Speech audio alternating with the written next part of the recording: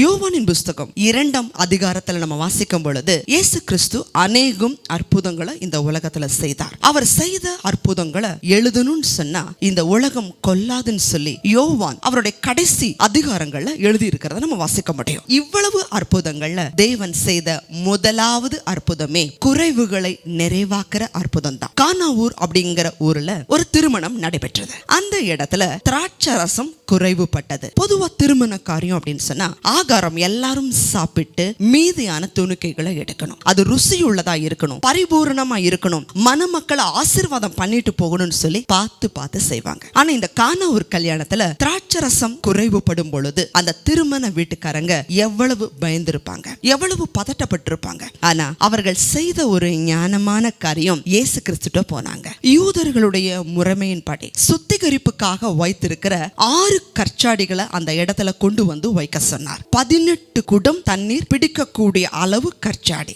600 litre தண்ணிக்கு மேல வருது. தண்ணீரை ஊற்ற சொன்னாரு. இயேசு கிறிஸ்து அதை அப்படியே போய் வேலைக்காரர்கள்ட்ட இத பந்தி விசாரிப்புக்காரங்கிட்ட கொடுங்கன்னாங்க. கொடுத்த உடனே அதை குடித்த அவர்கள் சொன்ன காரியம் என்ன தெரியுமா? திருமண காரியங்கள்ல ருசி அதிகம் உள்ளத முதலாவது கொடுப்பாங்க, ஆனா நீங்களோ ருசி குறைவானத முதலாவது கொடுத்துட்டு அதிக ருசி உள்ளத கடைசியா கொடுக்கறீங்களேன்னு சொல்லி கேட்டாங்க. அந்த திருமணத்துக்கும் தேவைக்கும் அதிகமான திராட்சை ரசத்தை கொடுத்தார். சாதாரணமா இல்ல, அதிக ருசி உள்ளதா, மதுரமானதா, சொல்லணும்னா ஃபர்ஸ்ட் கிளாஸான திராட்சை ரசத்தை அவர்களுக்கு கொடுத்தார். நம்ம குறைவோட வாழணும் அப்படிங்கிறது தேவனுடைய சித்தம் இல்ல. தேவன் தம்முடைய ஐஸ்வர்யத்தின் படி மகிமையில நம்முடைய குறைவுகளை எல்லாம் நிறைவாக்குகிறாராம்.